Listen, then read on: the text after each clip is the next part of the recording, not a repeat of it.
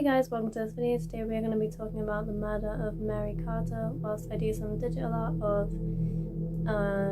a scene from the Batman. Also, I just want to say before we start, if my voice sounds a little bit weird or different from other videos if you've seen them, it's because I'm just a little bit ill at the moment, but I'm getting better, and yeah, if it sounds weird, that's why. Anyways, I hope you enjoyed this video. If you do, please hit the like button and don't forget to subscribe down below for more. And let's get into it.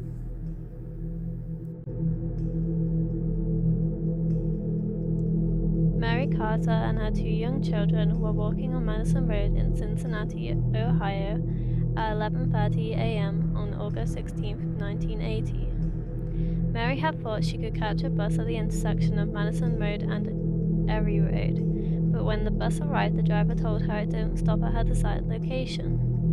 She needed to catch a different bus that stopped at the intersection of Madison Road and Vista Avenue. Disappointed, Mary and her two kids trudged off towards Vista Avenue.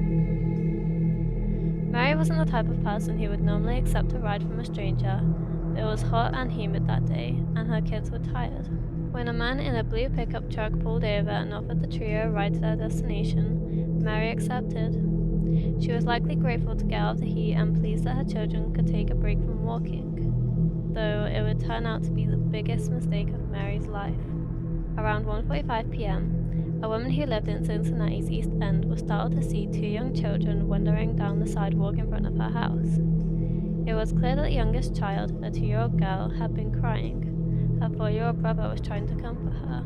The woman rushed over to the children to see if they needed help, and the boy told her that they were lost. The woman took the children to a nearby firehouse and left them in the care of several Cincinnati firefighters.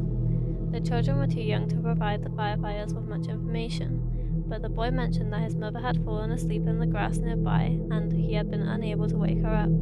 The firefighters alerted the police about the situation and learned that the body of a young woman had been found near their location a few minutes earlier. Some children from the East End neighborhood had been playing outside when they stumbled across the woman's body. She was lying face down in a ditch that ran through the grass near Eastern Avenue, in an area that was a known hotspot for local. Although police thought at first that she was half naked, they soon realized that she was fully clothed. Her blue jogging shorts had been hiked up above her thighs. This likely occurred when her body was pushed into the ditch where she was found.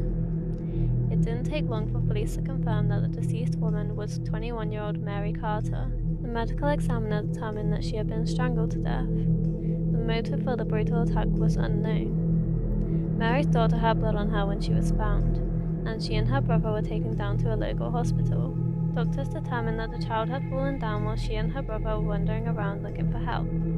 She had cut her hands on the sidewalk but was otherwise okay. Her brother had no injuries. Investigators spoke with the children, but they were unable to provide much insight into what happened to their mother. The 4-year-old recalled that they had been picked up by a man in a truck, but he was certain he had not seen this man before.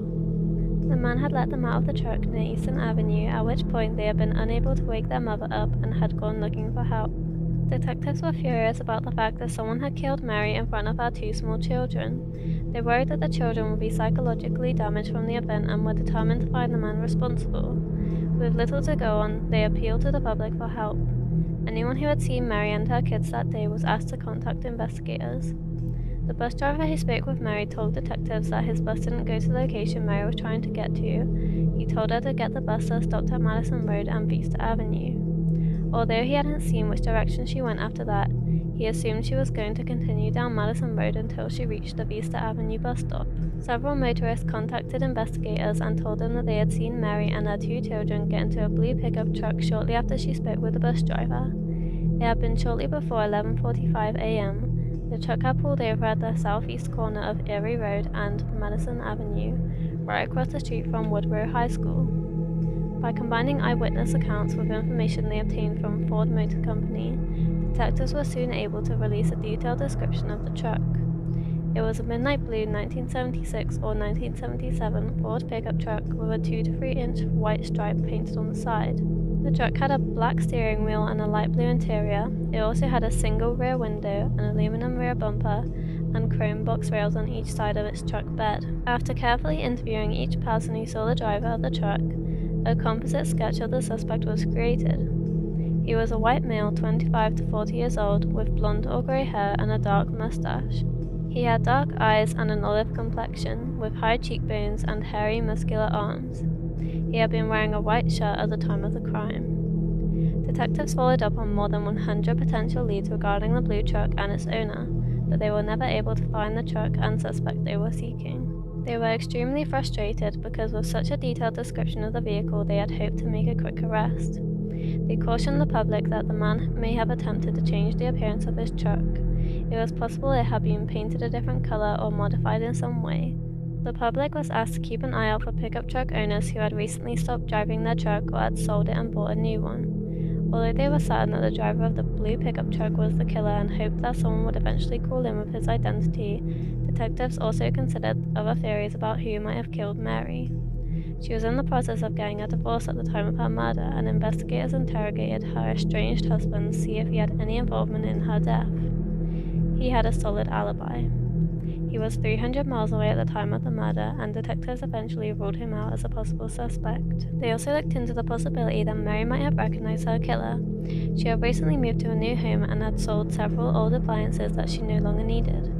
The night before she was killed, she had met someone at her old house and sold her washer and dryer to them. Detectives wondered if the person who had bought them had been the man in the dark blue truck, but they were never able to determine who bought the appliances. Although investigators received a number of tips in the early days of the investigation, they soon dried up and the case went cold. No one has ever been identified as a potential suspect in Mary's death.